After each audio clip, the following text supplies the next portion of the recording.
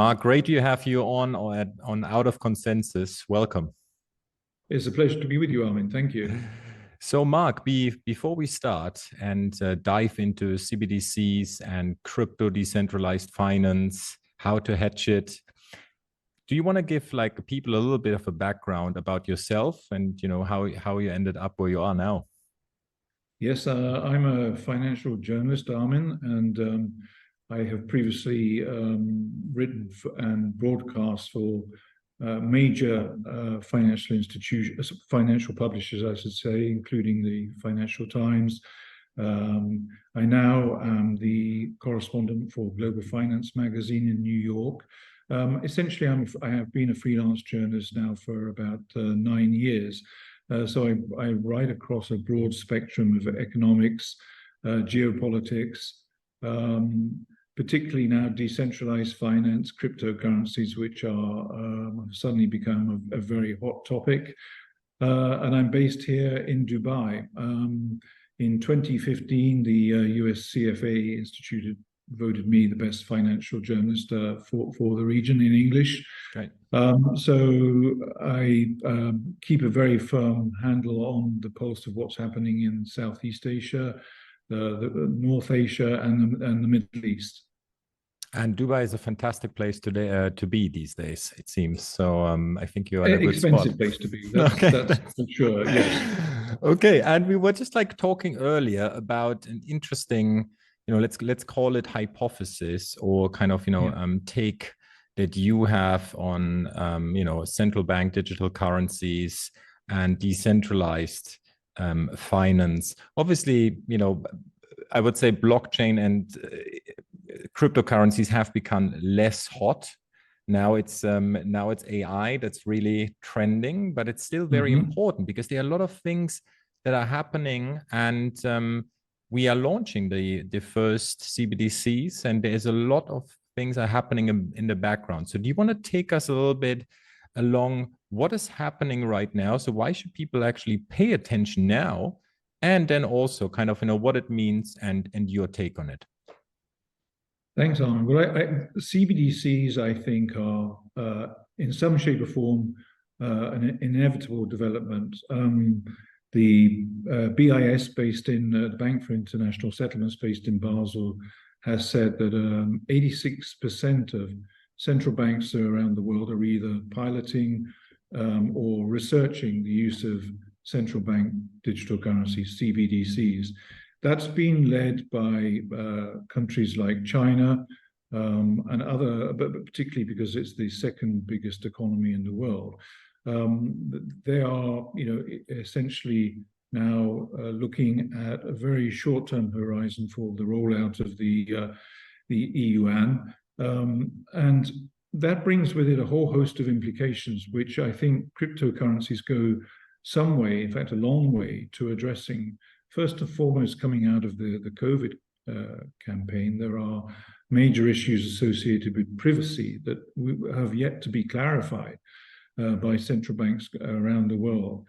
And there is a school of thought that says CBDCs can really change the financial system. And I think when people are discussing that particular point, they're addressing the topic of de-dollarization, right. Of which I personally don't buy that argument. I mean, I think that the financial system, the dominance of the dollar in the financial system is going to be very difficult to shift. But the fact that central banks essentially could overhaul the correspondent banking system could be a significant development with serious implications for the dollar in the global financial system. But first and foremost, I think that cryptocurrencies, and we've seen a major, possibly the mother of all U-turns in the last week by Larry Fink, the CEO of BlackRock, who I think oversee something like $9 trillion in assets under management. Yeah, he likes crypto now. They are literally omnipresent. It was a few years ago that he said, if you're interested in Bitcoin, you're essentially interest in illicit finance and, associating yourself with money laundering. It was just this week, I think, correct me if I'm wrong, that he said, Bitcoin is now saying that Bitcoin is a digital gold. We've seen, and he's unleashed a stampede for a number of asset managers to embrace spot Bitcoin ETFs. They're trying to convince the SEC that now is the time. The SEC, of course, is incredibly hawkish towards crypto assets, digital assets per se. So first, there are two points here. The first one is that cryptocurrencies, the argument needs to be amplified that they are a mechanism to address the 1.4 billion people around the world that are unbanked. That's not me saying it. That's a figure by the World Bank, in fact. There are recent statistics on that have no access to financial services, that by virtue of using a Bitcoin, Ethereum, or possibly an XRP from Ripple that can transact in real time at a fraction of current costs. It's suddenly, you're talking about leveraging and upgrading people's lives potentially, just because of the minute they have access to basic financial services. And access to maybe job opportunities as well, because like one thing that we, for example, struggle, I'm a big believer in remote and, global talent. But like, how do you actually make payments? Right? Like international payments is nearly impossible in 2023. That's it's quite crazy actually, if we think about this. So the opportunities are endless on this. And of course, the reason why there's been a lot of pushback for that, doing something for the greater good, is obviously it's going to hurt traditional financial institutions. Conventional banks are going to suddenly have to deal with the issue of disintermediation. In other words, the correspondent banking structure as we know it is under major threat. In fact, there's no necessity for it through this mechanism, and that's why I think we see a lot of pushback against that. But secondly, that the cryptocurrencies also will be a counter to this, what looks like an inexorable march towards the potential retail use of central bank digital currencies. And what I mean by that is that you and I that have a retail bank account could be, how can I say, I don't want to say forced, maybe coerced into using them for a certain amount of transactions. That brings on clear issues of privacy, confidentiality, and also the ability of a third party, a disingenuous third party, whether it's the bank and possibly even the government or an intelligence service, for whatever reasons, to suddenly turn your financial taps off. So there has to be a counter to that inexorable march towards centralization of yours and I's financial activities.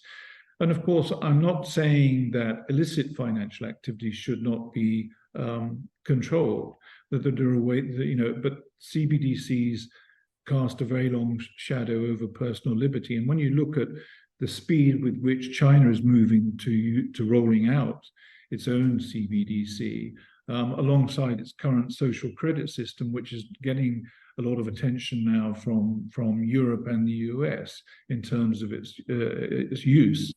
They are issues that we should all be concerned about. So why I think that the cryptocurrencies, and I'm have a little bit of hope that comments by major asset managers are now realizing that the currencies like cryptocurrencies like Bitcoin are now beyond the control. I mean, no matter how much the SEC, and I suppose the US under the Biden administration has been very hawkish towards these cryptocurrencies, as has many other jurisdictions, but now jurisdictions like Hong Kong, Singapore, the UAE, Dubai, Abu Dhabi, are suddenly realizing there is, a leveraging point there, that if it's properly regulated, this subject is not going to go away, and the utility of it is probably outweighing. Is now finally acknowledged that the utility is outweighing the disadvantage. When you think about what you just mentioned, and you probably speculate in the sense of where this is going, what do you see are the biggest risks and maybe even opportunities over the next 5 years, 10 years, considering that we are starting to move faster? Yeah, as far as cryptocurrencies is concerned? Yes. Well, obviously, the elephant in the living room is the attitude and the sentiment of the US government and US regulators. Right now, the SEC is literally driving innovation, US innovation overseas. If you look at the ongoing case, for example, with Ripple and the SEC has accused Ripple of issuing a security. And this is going to be a defining moment if, in terms of the outlook for the cryptocurrency market. I think possibly Bitcoin and Ethereum are removed from that issue of being defined as a security, because the SEC has already publicly, given a view about that on the record in the last few years. But for the rest of the market, for the rest of the sector, it's going to be a defining moment. The SEC is not, and I don't want to single them out. I mean, there are other regulators too that are giving a very mixed picture of how they want to treat these assets, whether they're commodities, whether they're securities, etc. And that's created some kind of internal turf war. Right. I sense that there is some friction between the SEC and the CFTC, for example, in the US, the commodity regulator. But what all that has achieved is to really drive innovation overseas. Now, if you look at Ripple and its XRP cryptocurrency, or its XRP ledger, for example, it's been embraced by a huge amount of overseas banks. The Monetary Authority of Singapore has just given it a provisional license. So I think that from a geopolitical level, there's a danger that the US is going to lose out in the innovation stakes if they're not careful. And I don't want to single anybody out, but I think people like Gary Gensler are really holding back the US right now. And, enough is enough, that there has to be some regulatory clarity. So I think in the short term, the issues I see on the horizon is definitely this landmark case between the SEC and Ripple is going to, for cryptocurrencies or digital assets other than Bitcoin and Ethereum, possibly, that it's going to have very profound implications, and it could, really radically overshadow other markets as well. I think Europe is taking a slightly more educated approach. The market in crypto assets has been recently regulatory passed, but we cannot underestimate there are still some governments around the world that are still very hawkish towards digital assets, cryptocurrencies in particular. They're banned in a number of major markets. Conversely, emerging economies like El Salvador have embraced it fully and have been very, very receptive to its utility. Again, I think because they recognize that folks can have access to financial services that have not been that have been not off limits, but not of interest to conventional banks, purely and simply because they're not profitable enough. So there's a possibility that there could be a backlash again coming out of this case, this major landmark case, the SEC and Ripple, if it goes in the SEC's favor. My own school of thought is it could be somewhere in between, that they could, the judge could take a middle position. But if that, if the SEC wins, and it is also not clear, I think that, from a value point of view, I mean, if you're in, if one is holding any kind of crypto asset, it could be bearish outlook. But medium term, I think that they are here to stay. There will be the smaller cryptocurrencies, which are, I mean, let's say, let's not get into any names, which are really not serious ventures, and that they will fall by the wayside. And if you're investing or trying to speculate in those, you've got to be prepared that you could lose all of your money.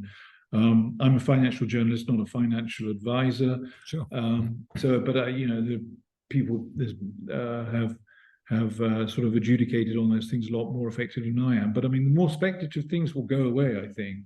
The argument for decentralized finance is very strong, particularly if you look at it as a force for good.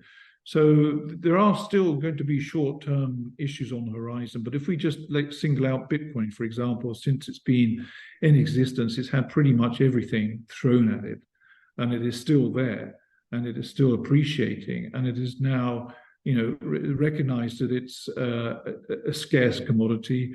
For someone like Larry Fink to say it's a digital version of gold, this is a humongous change and a major backing for it, I think, and a recognition that it's here to stay. And when we are thinking about crypto or decentralized finance in general, and maybe that maybe it's also because it's faster, the innovation and adaptation is happening more in emerging markets, which is interesting. Probably because it's just there's more pragmatism around it. Going back to the counterpart or the CBDCs, is it do you see, or what is the current kind of state in the sense of, okay, so we have seen many rollouts, we have seen testing, we have but what can we expect? So what is exactly kind of coming over the next, let's say, year? Well, I'm not so sure it would be as short as a year, 12 months, but I think China is very well down the road now in terms to rolling out its own CBDC, the yuan. And part of that, I think, is to try and internationalize its own currency as much as possible. The fact that the Chinese economy is, well, obviously is common knowledge, it's the second biggest economy in the world right now, and a lot of economies, a lot of businesses around the world are hugely dependent on what happens. So the fact that it is trying to, on one hand, internationalize the renminbi through the use of its own CBDC, alongside what it's doing with its social credit system, for example, I think we'll see major leaps in that. It's also a way for China to try and, I suppose, diminish its dependence on the dollar if it achieves that objective. If the CBDC is embraced by other governments around the world or is transacted, it's a way. And of course, alongside that is the issue of sanctions. The US government is able to use the dollar dominance to leverage sanctions, because you cannot have access to the US financial system if you're dealing with a sanctioned party. I mean, if you're thinking like countries like Iran and so forth, it's another. I mean, and China has been buying oil from Iran for years. So the CBDC takes on a secondary objective as far as they're concerned. So I expect quite a lot of progress in that regard as far as China. The more, on the one hand, that the temperature goes up between the geopolitical temperature goes up between Beijing and Washington, the more I expect that to accelerate. I think obviously countries like Russia, they're going to want to get to grips with their own CBDC as quickly as possible, again, as a method to skirt the sanctions, and also to diminish their necessity for them to hold dollars or transact in dollars, and obviously that brings up the ripple effect of that. Could impact on emerging sort of groups like BRICS, which are now starting to bring in new members fairly rapidly, actually.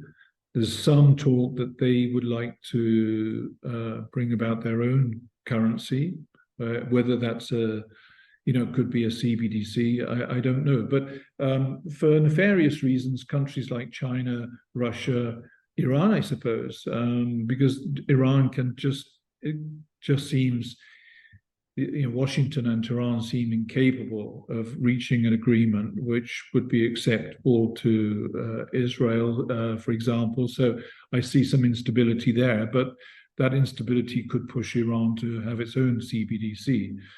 So the question then comes, to what degree would those CBDCs be transacted by the international community? Well, probably not in the US, but elsewhere, the fact that central banks could have the ability to talk to each other has also wider implications for dollar use, etc. So I see quite a lot of movement, probably initially from the countries that are sanctioned.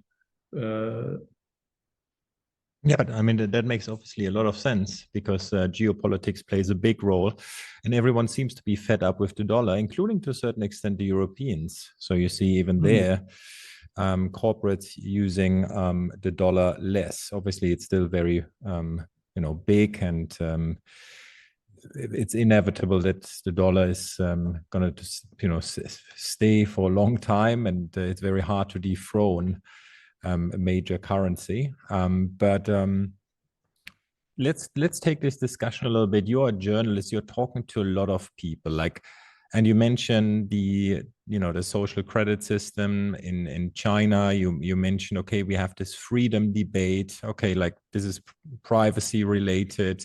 People are already afraid of it, especially probably in Europe. The sentiment is much higher. And what do you think are people's concerns when you listen to them, when you are going to these events and you talk about the matter? What are people what is this sentiment, I think? Well, for better, for worse, the US government under the Biden administration is widely considered to be hawkish towards cryptocurrencies. I sense that people are very worried about the transparency of or the reason for central bank digital currencies. This doesn't seem to have been particularly well explained at a government level. I mean, obviously, as I said, 86% of central banks around the world are in some shape or form trialing or piloting the use of CBDCs, but the reasons for that, I think, have not been fully explained, particularly, as you said earlier, from a privacy point of view, and that must get a lot more focus, I think, from a political point of view. Politicians in Europe.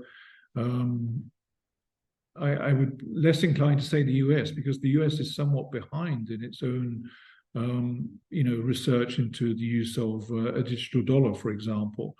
What they have done as a stopgap is created a thing called the FedNow system, which is a real-time, pretty much real-time payment system that's going to be used by US banks and financial institutions domestically. But when it comes to I think the lack of progress in the US towards its own digital dollar doesn't mitigate what are still very valid concerns about privacy and liberty. The potential for governments to turn off literally your access to finance is one that has not, I think, been properly addressed, and that is a concern, a growing concern.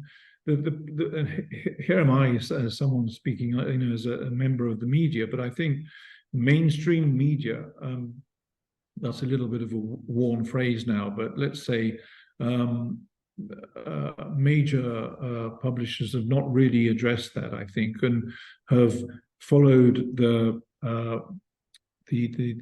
historic argument that cryptocurrencies are bad, CBDCs are a good way to address the shortcomings of decentralized finance, cryptocurrencies. Therefore, they're good. Why do we think that? Why do you think that? Because it seems to me like so kind of, maybe it's naive, because like obviously you have all of these computer scientists and nerds with crypto that are doing all sorts of funky stuff with it, pretty much like from the staking. All of these buzzwords come together. Do you think that's the negative kind of like reputation that, oh, you know, now with central bank digital currencies, you know, there's some adults in the room and we now properly, you know, can properly regulate it, can look at it properly? Is it, do you think that there is something to it? Yeah, I think it's about control. I mean, right. You know, we've seen, you know, the debate, whether you agree or disagree, coming out of COVID about, you know, the issues that related to privacy there, the coercion of certain, and, you know, and intimidation of certain individuals, for example, now has, you know, it suddenly looks a lot different than it did a couple of years ago, for example. So I think this is a conversation about control. It's about personal liberty. It's about, you know, the encroachment of government and government-related institutions into our personal lives, surveillance. You know, this just seems to almost, you know, to make this, complete the circle of, you know, maybe I'm being slightly cynical, but I mean, it fulfills the circle of governments, you know, view into our own personal lives. And I think that has to be debated a lot more. And the fact that cryptocurrencies can overturn a lot of those concerns, and also have proven for, you know, for the most part to be secure. I wouldn't say the blockchain, for example, is totally infallible, but it's proven to be pretty watertight right now. Obviously, the hacking has gone on, but that's we're talking about hacking of exchanges mostly, which is centralized finance. What I'm talking about is decentralized finance.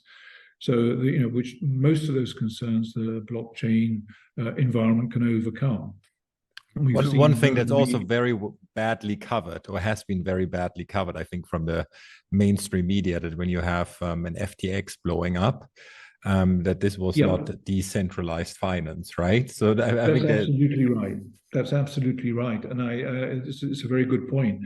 People have got to distinguish between what is decentralized finance and what is centralized finance. Most of the embarrassments have been with centralized exchanges, which is, you know, they're engaging, albeit in a different form, in illicit activity that goes on everywhere else in the financial system as we speak. In other words, you know, people getting up to no good and trying to, you know, to cut corners and engage in corrupt practices. So I think, you know, that CBDCs we have to, you know, embrace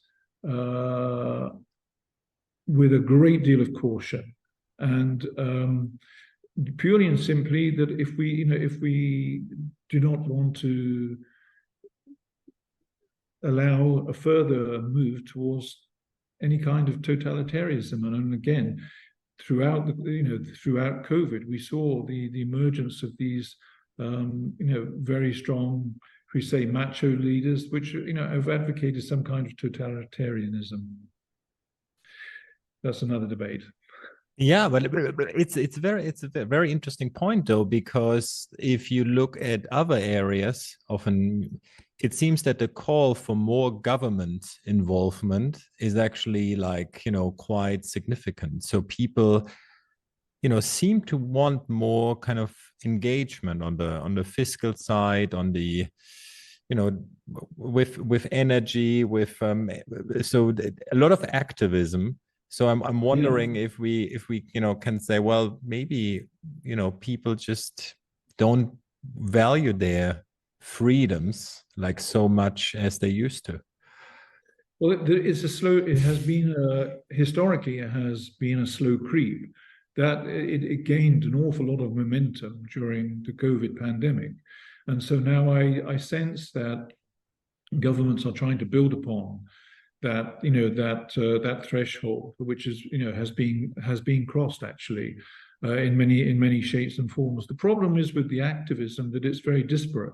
It's it's very it's not coordinated. You've got activists saying this, and and some of them are also themselves very, shall we say, have objectives which are not entirely clear.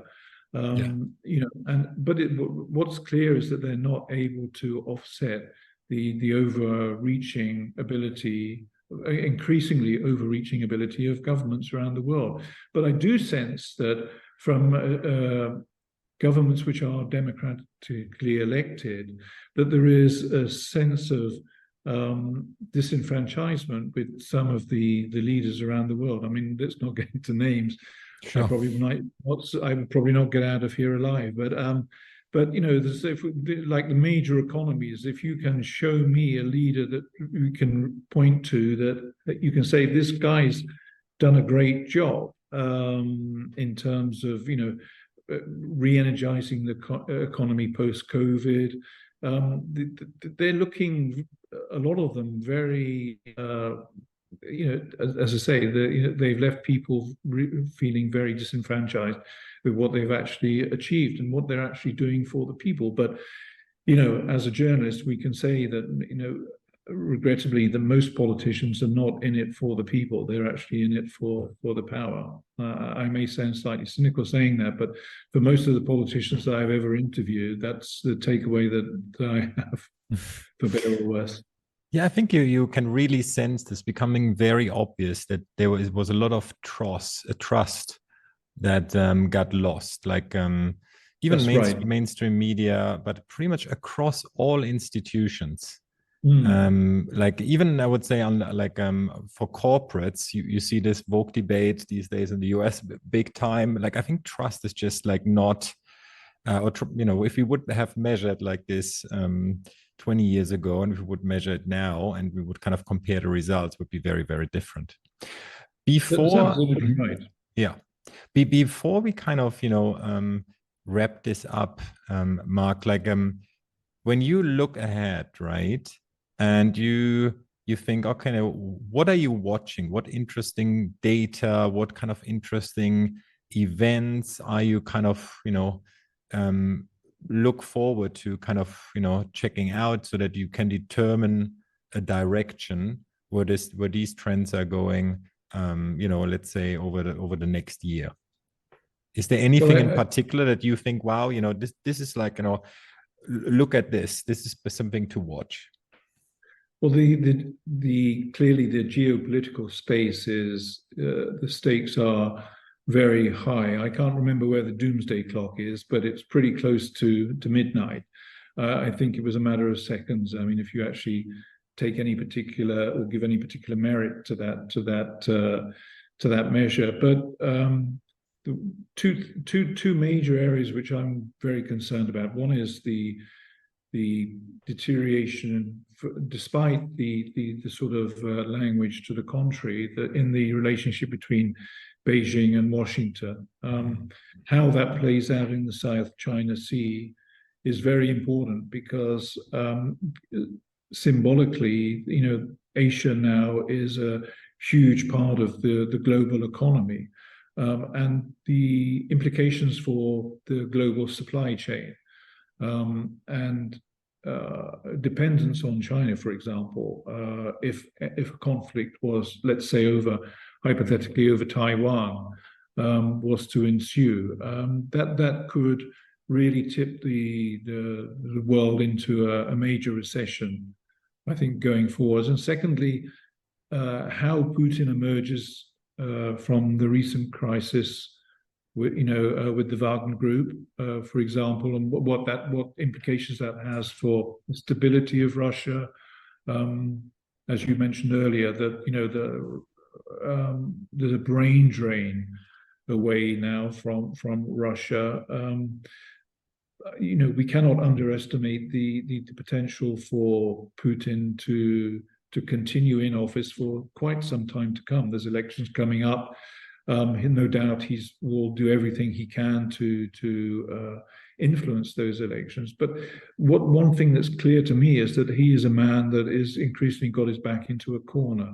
And as a major nuclear power, the fact that moving nuclear arms into neighboring countries, for example, Belarus,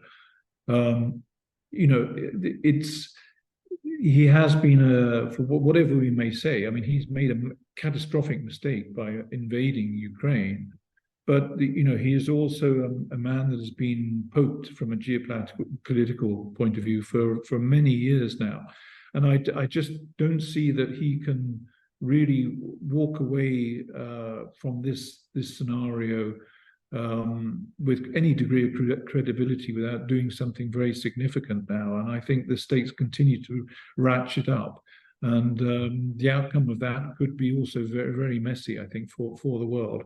Ukraine is a major source of agricultural products, and that obviously has major implications for food security for many countries around the world.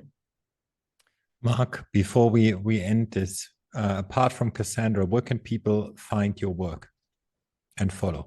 Well, my portfolio is on Authorly, that's AUTHORY.com/Mark Townsend. I've written something like just over 300 stories there in various shapes and forms, opinion pieces, spot news, so on and so forth. I've picked out a few characters around the world which I've disagreed with what their policies are, and those have been published and they're accessible, as is my entire portfolio on that particular address. Armin. Thank you so much, Mark. It's been a pleasure.